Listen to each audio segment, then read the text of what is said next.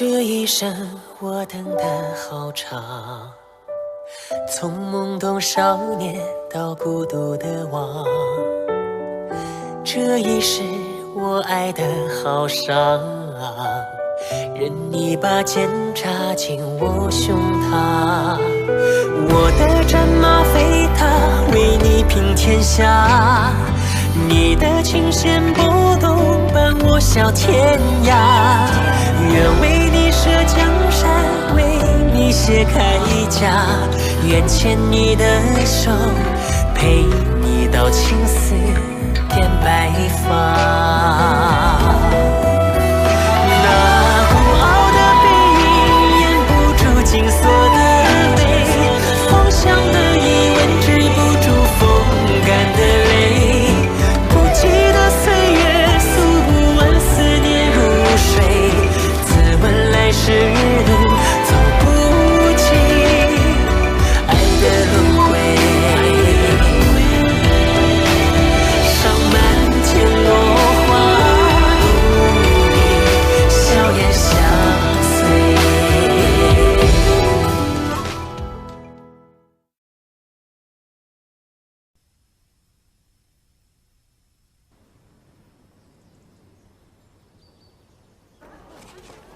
Hinto!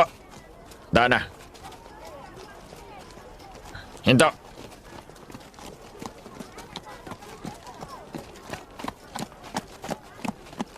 Patingin! Daan na!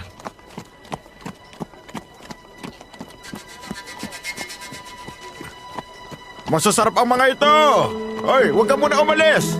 Halina tingnan nyo mga ito! Mga sukay, sige na! Bagong hango lang ito sa ihawan!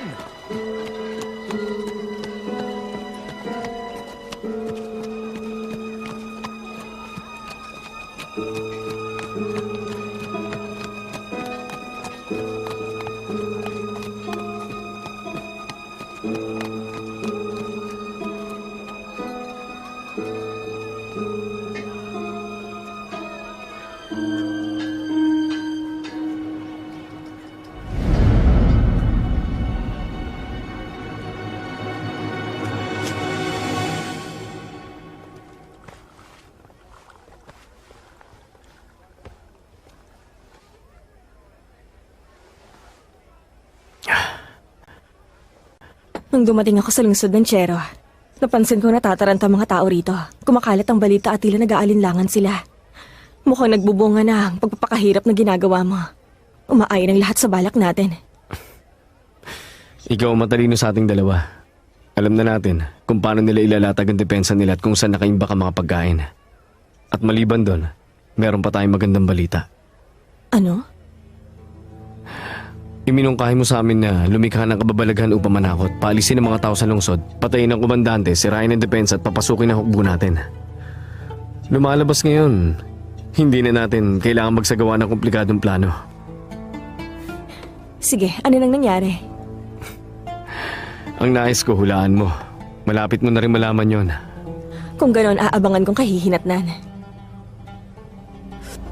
Ano ba? Ano ba? Bakit mo wala kang pakialam sa lahat? Na hindi mo nga alam kung ano nangyayari sa lungsod. Ganyan ba dapat ang komandante ng kapwa ng Chero? Tingin mo ba hindi ko napapansin? Tingnan mo. Tatanungin kita, ano nangyayari? Eh, dali, bilisan nyo! Ano nangyari sa tubig sa balon?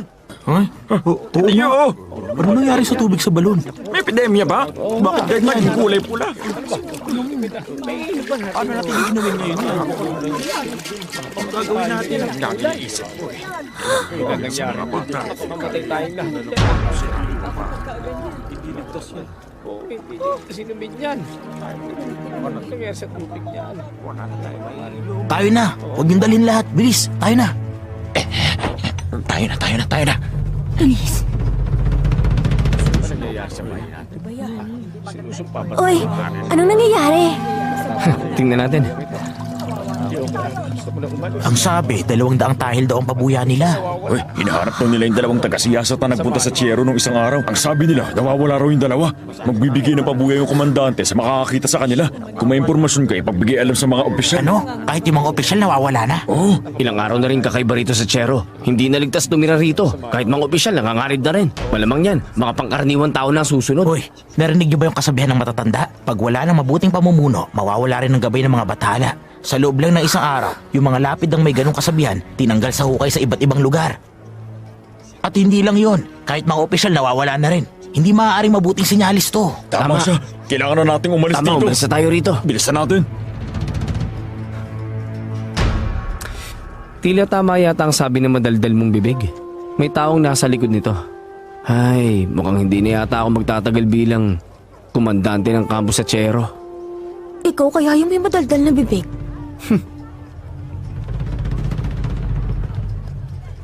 Ay. Mayroon taong sumusunod sa atin kanina pa. Huwag kang matakot. Paano kung pasunurin natin siya sa daang walang tao, tapos patamaan natin na parang kuneho, kunwari nangangaso tayo? Tayo na.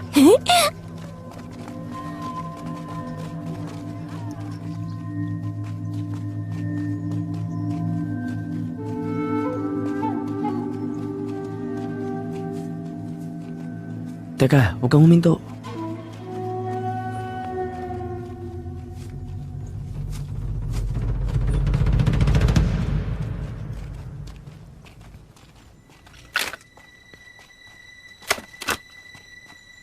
Dapat ba patamaan ko siya sa leg? O kaya sa dibdib niya? Hindi ko alam. Huwag mo akong tanungin.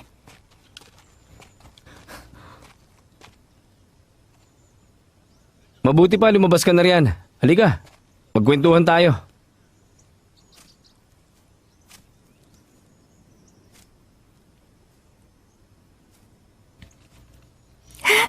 Moran!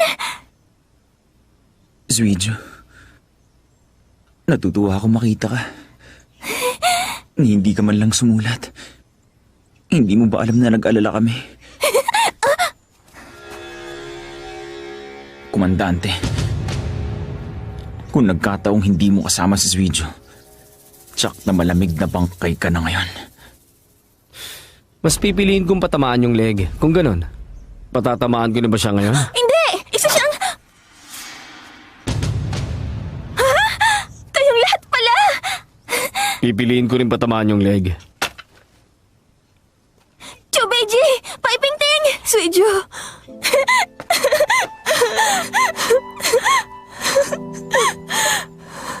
Piping Ting! Kung ganon pala, sa huli, ako ang magiging kaawa-awang kuneho. Piping Ting! Natutuwa talaga ako't buhay ka pa pala! Labis ako nang ulila sa'yo, Piping Ting! Akala ko hindi na tayo magkikita pa kahit na kailan. Piping Ting! Piping Ting! Pingting! Nasaan ang anak mo? Mabuting lagay niya. Nasa maayos siya. Hindi ako patay. At maayos ang lagay mo. Napakagandang balita nito. Nangulila ako sa'yo! Bye, Pingting. Natutuwa ako't nakita na rin kita.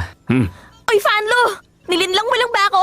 Ibig sabihin, alam mo na buhay pa si Piping Ting. Umpisa pa lang, niloko mo na ako upang makasama mo ako na mas matagal, hindi ba? Hindi ako magpapaliwanag. Ang sasabihin ko lang, mamaya na lang kayo magkwentuhan. Nakikita mo ba tong bagay na nasa balikat ko? Naglalakas loob ka pa rin pagtaasan ako ng boses ngayon? Kilala mo ba kung sino yung nasa likod mo? Mag-ingat ka kung hindi tiyak nagigilitan ka niya. Hindi mahalaga kung sino man na nasa likuran ko. Ang mahalaga, kung totoo mang gigilitan niya ako ng leeg, malulungkot ka ba? Ano? Puro ka ano riyan, kanina pa tayo rito. Sabihin mo na sa akin. Ano? Ano naman ang pakialam ko kung mamatay ka? Kung masama ka sa akin, ipapapatay kita sa kanya.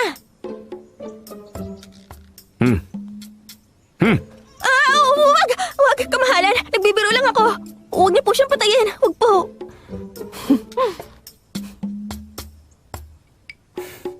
Tama ng kalokohan. Zuiju, umayos ka. Komandante, narito kami dahil nais namin makipag-usap sa iyo ngayon.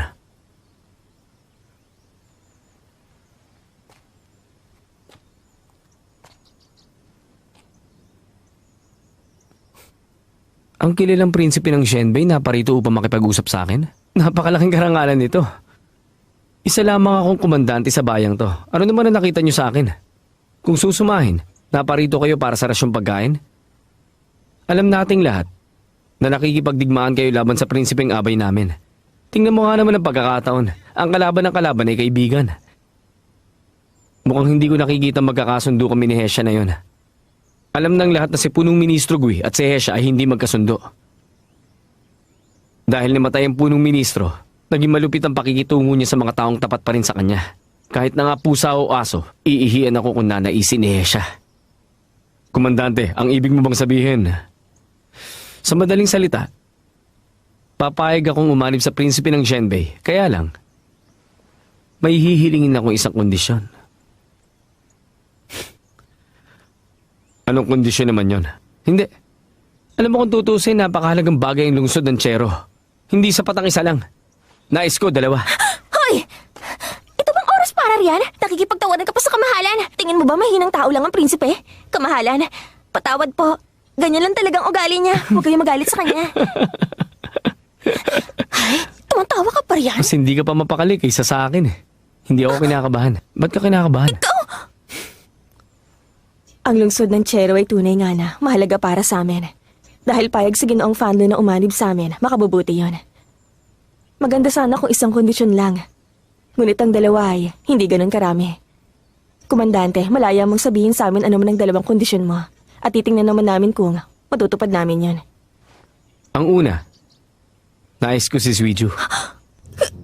Hindi naman ako isang bagay. Bakit ako hinihiling mo? Sinasabi ko sa kanila ang kondisyon ko. Anong pakialam mo?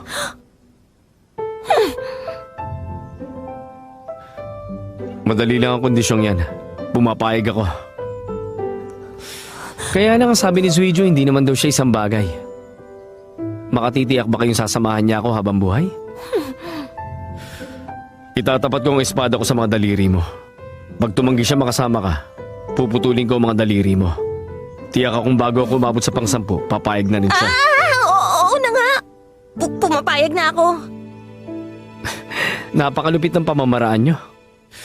At ngayong masaya ka na para sa unang kondisyon mo, ano naman yung pangalawang kondisyon mo? Ang pangalawa naman, wala pa ako maisip sa ngayon. Sasabihin ko na lang pag mayroon na. Sige. Isang lungsod para lang sa isang babae.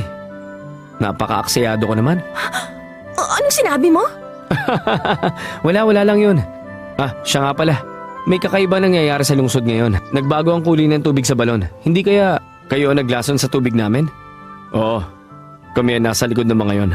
Ngunit hindi namin nilason ng tubig. Yun ay pawang pangkulay lamang. Komandante, huwag kang magalala. Walang kinalaman ng mga tao. Ilang tauhan ang kasama ng prinsipe ng Shenbei? 4 lang kami. 4 lang? Marami na yun. At sunod naman, kakailanganin naming lahat ng tulong mo. Nagdulot na kami ng kaguluhan sa lungsod ng Chero. Wala nang sapat na oras. Kailangan na nating kumilos agad. Umanib ako sa prinsipe ng Shenbei, kaya naman susundin ko ang bawat ipag-uutos niyo sa akin. Makipagkita kayo sa sambahayan ko mamayang gabi upang pag-usapan ng plano. Sige.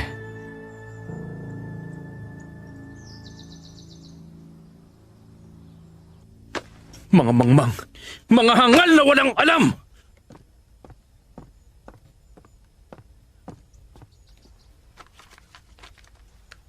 Amo, ano bang nangyari? May naghahasik ng kaguluhan sa mga lungsod ng Baylan. Sinabi ko na sa kanilang maliit na bagay lang ito, ngunit wala sa kanila sumiryoso tungkol sa mga sinasabi ko. Matatandang opisyal, lumagdana ng pinagsamang ulat. Hiniling nilang ipagpaliban ang koronasyon ko. Labag ito sa nais ng langit.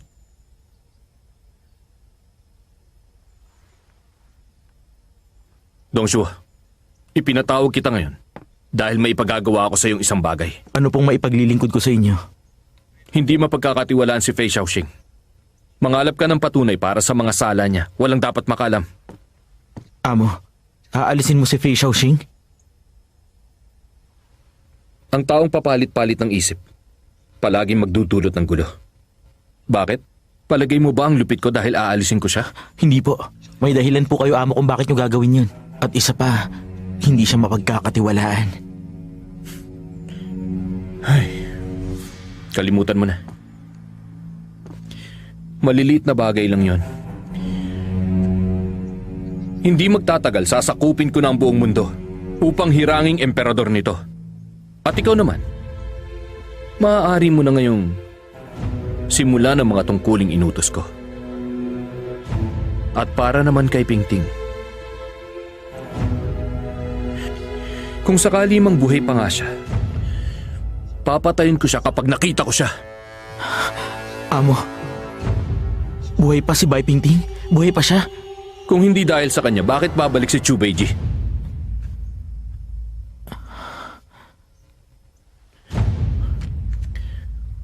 Ano nang nangyayari sa paggawa ng korona? May nahanap na ako magagaling na manggagawa. Lahat sila pa akong mahuhusay.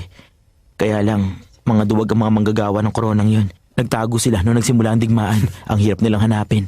Halos lahat ng hiyas para sa koronang gagawin nila, naipon na. Yung malaking sapiro ilalagay sa gitna. Dapat yung pinakamagandang kalidad yung uri para maganda. Kaya lang, isa pala ang nahahanap namin. Handaan ng hiyas para sa korona ng emperador. Pero yung para sa emperatrice... Unahin niyo sa Emperatrice. Amo, Hindi niyo kailangan madali ng paggawa sa korona ko. Ihuli niyo. Yung sa Emperatrice. Dapat magagandang materyales. Dapat mahusay ang gagawa sa korona niya. Naintindihan mo? opo.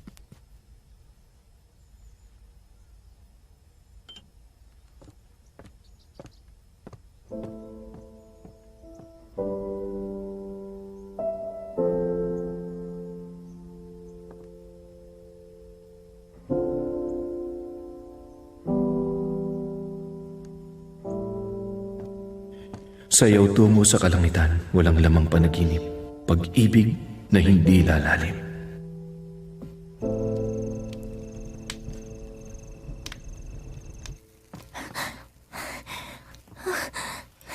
Uy! Huwag nga kabahan. Darating na rin sila.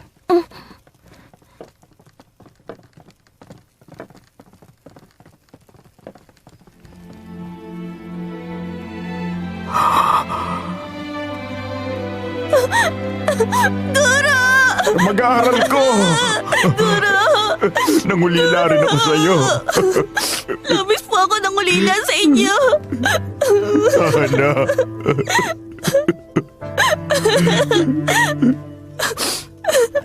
Ayos na. Tumahan ka na.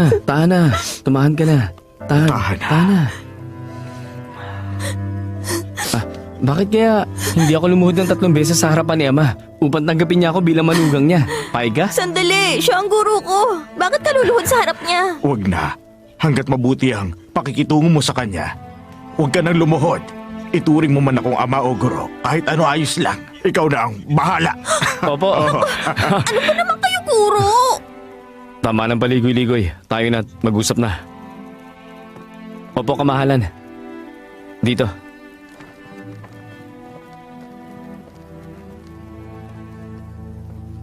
Ito ang mapa ng lungsod ng Chero. Ang mga pulang linyang ito ang mga daan sa paglilipat ng rasyon. Sa Chero sila tumitigil at nagpapahinga. Dayuhang prinsipeng Abe si Esha. Maaaring malakas ang kapangyarihan niya sa ngayon. Ngunit baka iginagalang pa rin ng matatanda ang mga dati nilang pinuno. Makalilikha ba ng gulo mula sa loob? Tamang taong nilapitan niyo, kamahalan. Dati kasi ako nasa hukbo ng baylan. Alam na alam ko ang hukbo nila. Para naman sa kung sino may hikayat natin, alam na alam ko rin. Wala na mas gaganda pa riyan. Fanlo, gumawa ka ng listahan ng mga pangalan na maaari nating siya sa atin. Isa pa, maaari mo rin bang buksan ang imbakan ng rasyon dito sa Chero? Maaari kong gawin yon. Kaya lang, anong binabalak nyo? Kung magdadala kayo ng rasyon palabas ng lungsod, mahirap gawin yon. Maraming espiya rito. Hindi tayo magdadala ng rasyon. Lalagyan lamang natin ng lason ng mga yon. Lason? Mas mahirap pa yan eh. Kapag may isa sa kanilang nalason, tiyak mahahanap nila tayo. Kaya naman... Huwag kang mag-alala. Hindi yun lason na nakamamatay. Kaya kong gumawa ng ganon. Hindi na kamamatay? Magandang plano nga yan.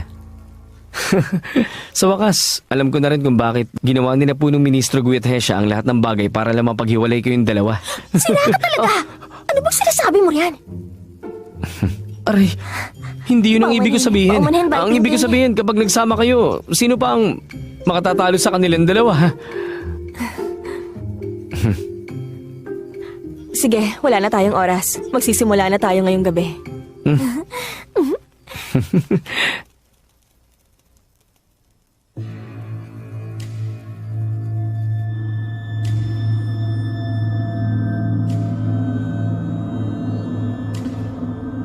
Paano magagawa ng may bahay na painumin ng alak na may laso ng kanyang asawa?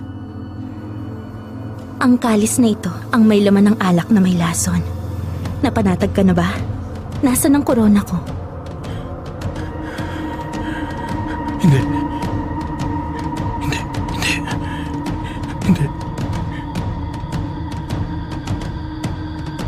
Hindi. Huwag mo inumin yan!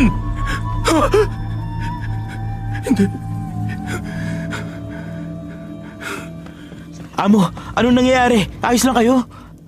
Ayos lang ako. Lumabas ka. Amo, may kailangan ako iulat sa inyo.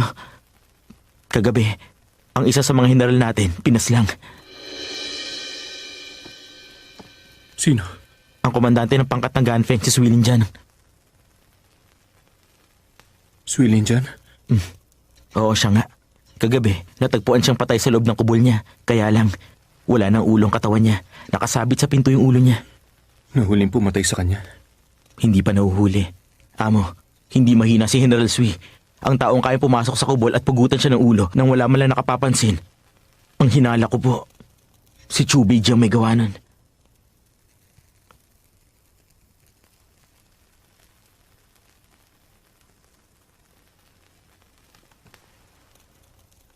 Si Chubiji. Sa palagay ko hindi siya may gawa nun. Kung tutuusin, baguhan pa rin si General Sui sa hukbo. Bakit pag-aaksehan ni Chubiji ang isang taong hindi naman mahalaga? Anong mapapala niya ron? Amo, ang ibig niyo bang sabihin? Palagay ko, kagagawa nito ng isa sa mga tauhan sa hukbo natin. May isang hindi makapaghintay. Munting amo, nung tinaas niyo ang rango ni General Sui, maraming matandang general ang nagtanong sa kakayahan ng general upang pamunuan ang pangkat ng Ganfeng. Kaya lang, amo, malapit na kayong maluklok sa trono bilang emperador. Sino maglalakas loob gawin ito ngayon? Pagpatay na si Swilin dyan, mawawalan na rin ang pinuno ang pangkat ng Ganfeng. At kapag nagtalaga ako ng bagong pinuno sa Ganfeng, sinong taong matutuwa ron?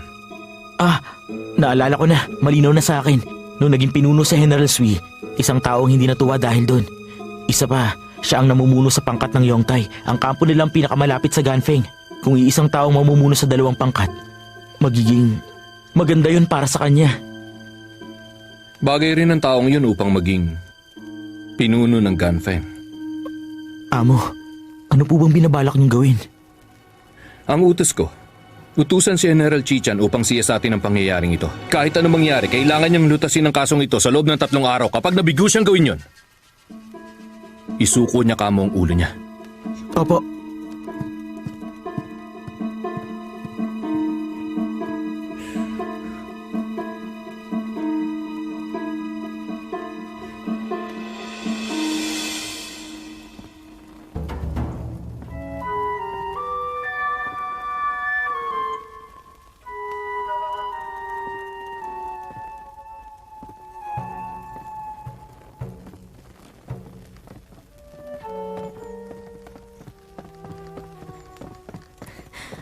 Kamahalan, Pingting, tamang-tama lang ang dating nyo. Nagawa ko na ngayon ng lason. Walang kulay at amoy. Ayon sa nais nating epekto. Kailangan ko lang dagdagan ng gawa bukas at magkakaroon na tayo ng marami.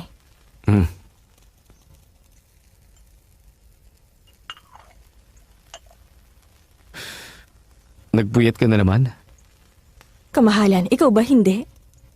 Ano nangyari sa plano natin? Pinasok ko ang kampo at ginawa ng isang tira lang. Hindi ko kailangan ng espada ko. Sapat na ang isang maliit na punyal. Bago malaman ang kalaban na nangyayari, wala na siyang buhay. Kung wala na tayong ibang hanap buhay, maaari ako maging mamamaslang.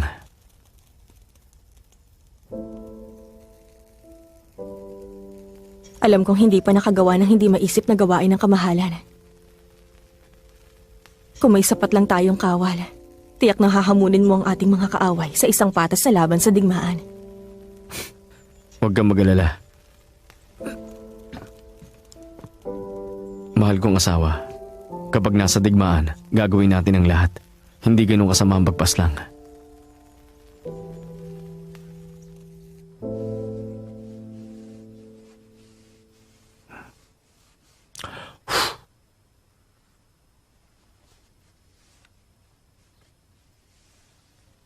Nariyan ba ang komandante ng Ganfe? Narito ako!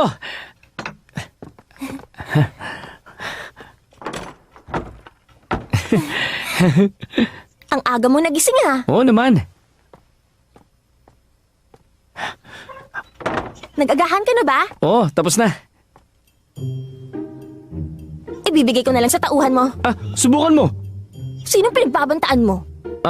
Ang ibig ko sabihin, hindi mangangahas ang tauhan ko na hawakan ng pagkain ko. Ang dali mong umintindi.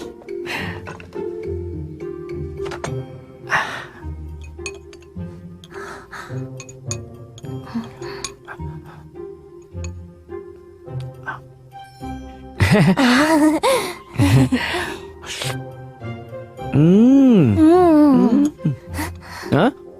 Sandali, mula na makita mong binan ko, naging masunuring ka na. Mas naisip mo ba kung masunurin ako? Ha? Oo naman, nais ko. Kumain ka pa?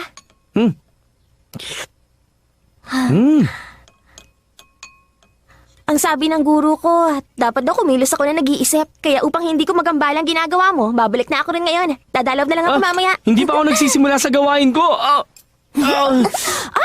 Ano nangyari? Bigla na lang ako nangati. Patingin nga ako? Ah, Bakit ang daming pantal?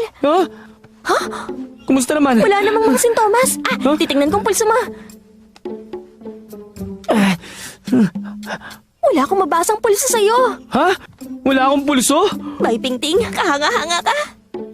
Sinubukan mo yung lason sa akin? Ano naman ngayon kung ginawa ko ngayon? Ano bang ginawa ko mali sa'yo? Nakuha mo pa akong tanungin? Sagutin mo ako. Sinabi mo ba sa guru ko na? Sinabi mo ba na? Ikaw at ako, nagsiping na tayong dalawa. Kung ganun dahil lang to ron? Alam mo, meron kang karapatan upang lasunin ako. Teka, paano kaya kung totohanin na lang natin yung balitang yan? Totohanin na lang natin para masaya. Subukan mo ulitin yung sinabi mo. Subukan mo ulitin ulit yung sinabi mo. Aray ko. Bagay lang sa'yo yan. Sandali. Sueju, gaano katagal mawawala yung bisa ng lason? Yung epekto ba? Depende. Tumatagal sa iba, sandali sa iba. Makinig ka. Napakahirap kaya ang gawin ng lasong yan. Mahusay ako manggagamot. Ang makakita ng sangkap niya na maraming halamang gamot sa mesa, sapat na upang silawin ang mga mata kong ito. Tiyak mahirap para kay Pingting. Ang dami niyang alam. Makinig ka sa akin. Kahit nalubluban mo yun ng pilak na karayom, hindi mo pa rin malalaman. Walang bakas ng lason niyan. Sino mang malason, matutulad lang sa'yo. Mangangati lang siya ng kaunti. Tapos, manghihina siya. Tapos magkakaroon siya ng dalawang sintomas. Yung unang sintomas, pagkahilo. At yung pangalawa naman, panghihina ng mga binti. Ang mga komandanteng yun, tiyak na mababaliw kapag hindi nila nalaman ko anong sakit nila. Napakasaya ko. Ang galing-galing ko naman. Kung hindi maging katulad ng sinabi mo yung epekto ng lason, kung ganun, papatayin mo ang sarili mong asawa? De! Sandali! Nasaan na yung panglunas? Walang lunas para diyan!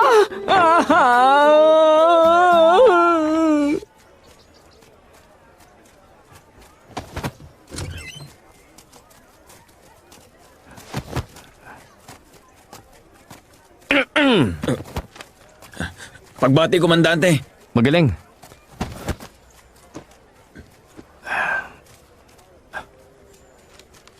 Kumusta na ang listahan ng rasyon? Komandante ng kampo, kasalukuyan po tayo nagdadala ng rasyon sa pangkat ng Yongtay. Sige, ipagpatuloy mo. Apo. Okay, bilis-bilisan nyo! Arian, bilisan nyo! Tayo na! Apo! Apa. Bilisan nyo dyan! Bilis! Apo. Apa. Lumabas kayo agad pagtapos na kayo riyan! Apa. Bilisan nyo. Dalihan nyo! Kilos! Dali nyo, kilos. Dali! Bilis! Opo. Kilos na! Oh, ito na po. Dalihan nyo! Binibilis na nga po eh. Opo. O yan o!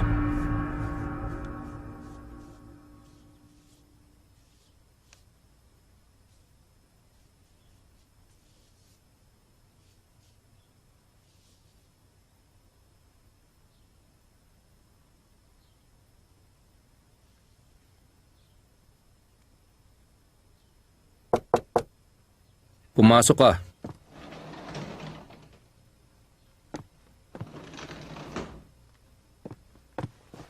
Magbati, Prinsipe Regente. Nais ko po malaman kung bakit ipinatawag niyo ako.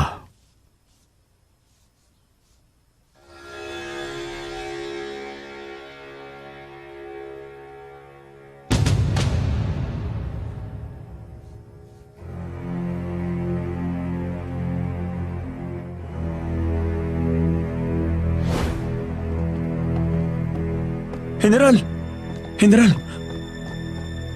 Sinisiyasat ka ng mga opisyal. Dapat maging maingat ka.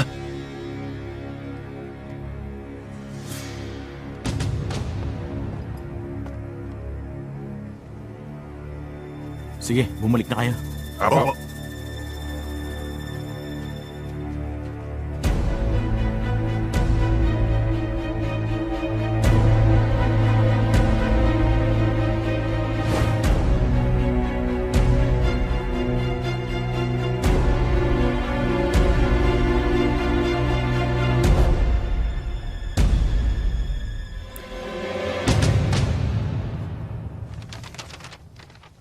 Ito ang disenyo para sa korona ng emperador at emperatriz. Tingnan mo.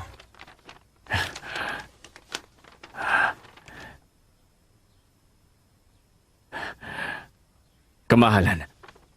Napakaganda ng mga to. Ang disenyo, tunay na kahanga-hanga.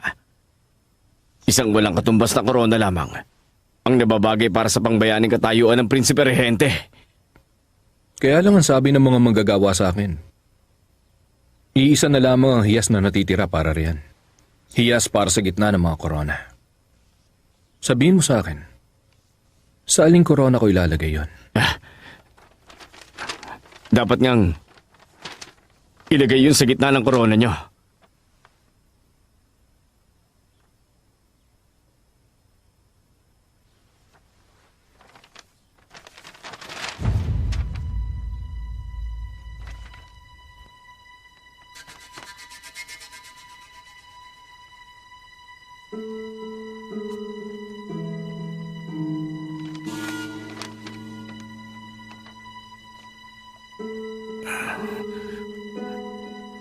Prinsipe Regente, tapat kayo at mapagmahal. Naging isang malaking hangal po ako. Kung buhay lang sana siya, magiging napakaganda na suot niya ang koronang ito.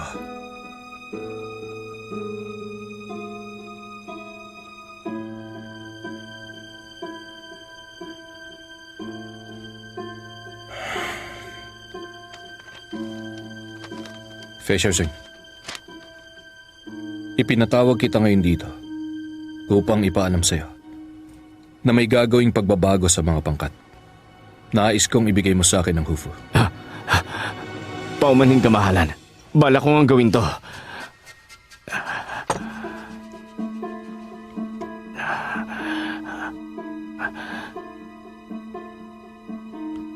Malaki yan na itulong mo.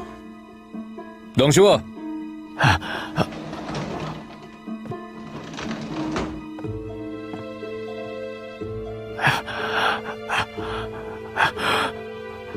Ibigay mo sa kanya.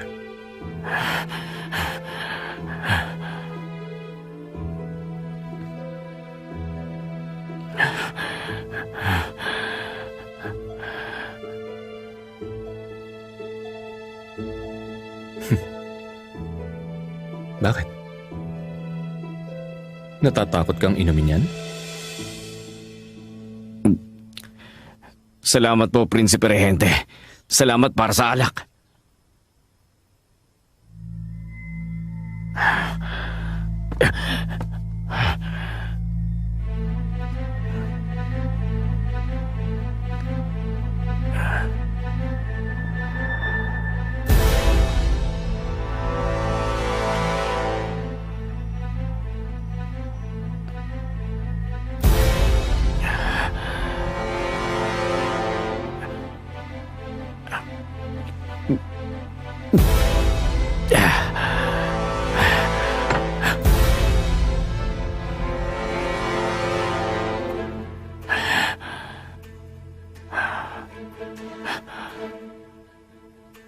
Prinsipe Rehente, para sa minimitin nyo, tinulungan kayo ng prinsesa sa pamamagitan ng kamatayan niya.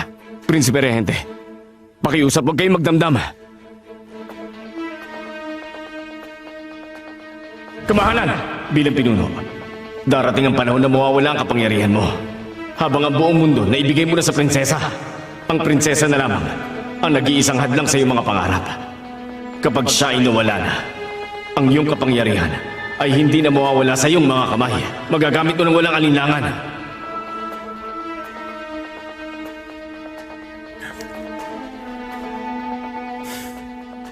Ikaw...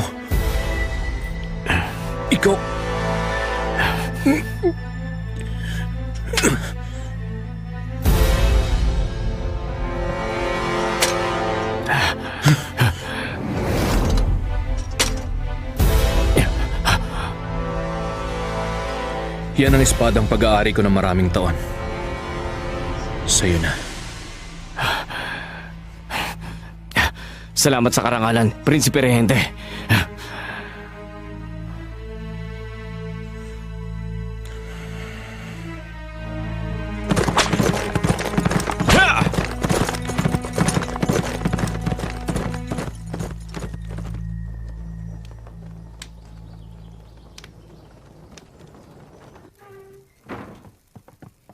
Nakabalik ka na! Narito ang lahat?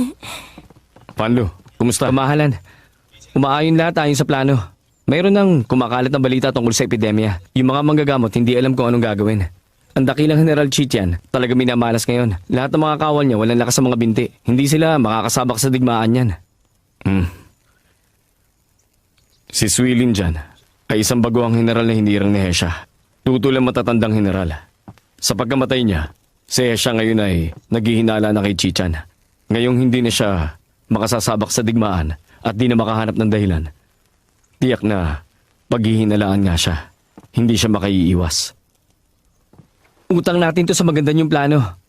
Lalo na kay Binibining Bay. Kaunting patak lang. Natunaw na sa tubig at naiwisik sa mga sako. Yun ang dahilan. Mahanga talaga ako. Utang ko ito sa kamahalan at sa mga general dahil kumilos sila ng ayon at wasto. Kung wala ang mga ideya mo, paano ko maiisip gawin yon? Kamahalan, panahon na ngayon upang makipagkita ka kay General Chichan. Kamahalan, hayaan mo ako sumama. Nagsilbi ako dati sa pangkat ng Yongtay. Kabisado kong pasikot-sikot doon. Tiyak na makatutulong ako. Talaga bang sasama ka? Oo, sasama ako. Kating-kati na mga kamay ko.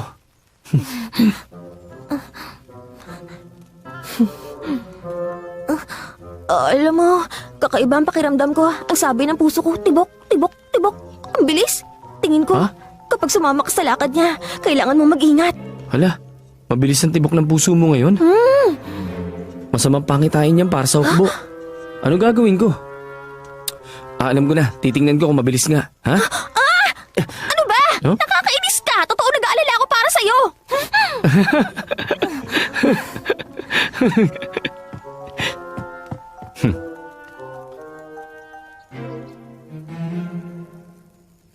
Kamahalan, matalino si Hesha. Gumawa tayo ng gulo sa lugar na ito. Nangangamba akong malalaman din niya agad ang panlilinlang natin. Di magtatagal paghihinalaan ni Hesha ang Chero.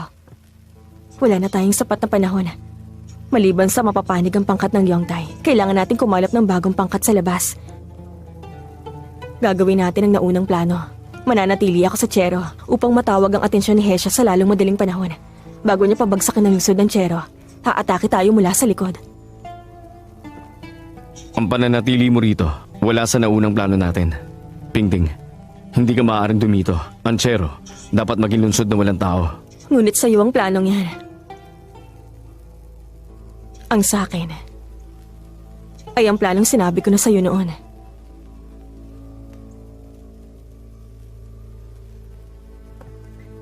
Maingat si Hesha. Pag napansin niyang wala ako sa lungsod, hindi siya mahuhulog sa patibong. Wala tayong laban sa baylan. Pagdating sa dami ng mga kawal na mayroon sila. Kaya naman,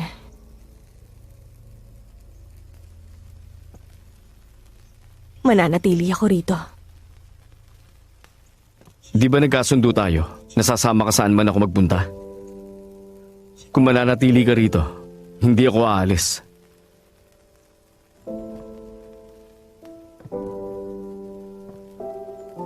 Kailangan nating manalo. Ang pagkatalo ay hindi maaari.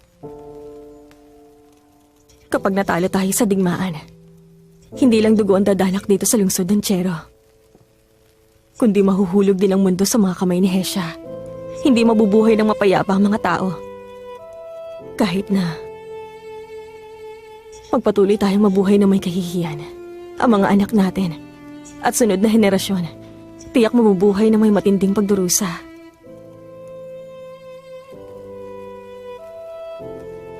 Isa pa, hindi mawawala ng tao ang Chero. Magsasama ako ng 5,000 kawal. Kung pasukin man ni Hesha ang lungsod, makatatakas pa rin ako sa kanya.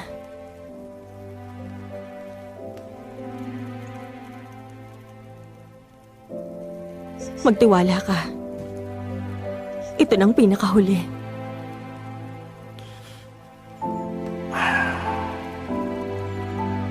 Ito na ang huli. Mangako ka na hihintayin mo ang pagbabalik ko.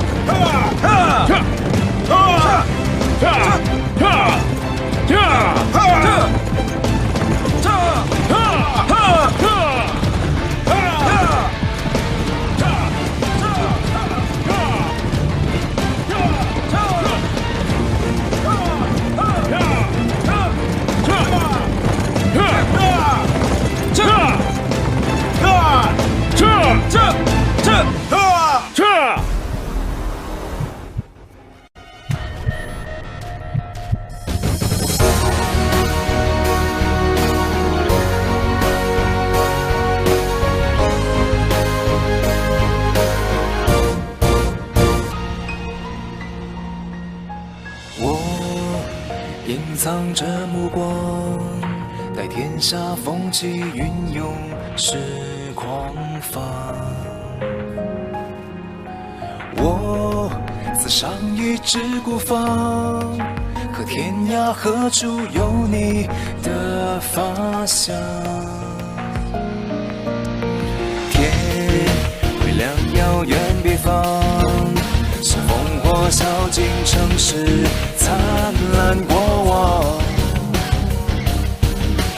你语言的沙场，有爱上流淌在黄土之上。为战而战，为生而唱，为你抵挡。对月仰望，对天呐喊，对你疯狂。盔甲肩膀，荒凉悲壮，别忘记我模样。无我，无名，无常。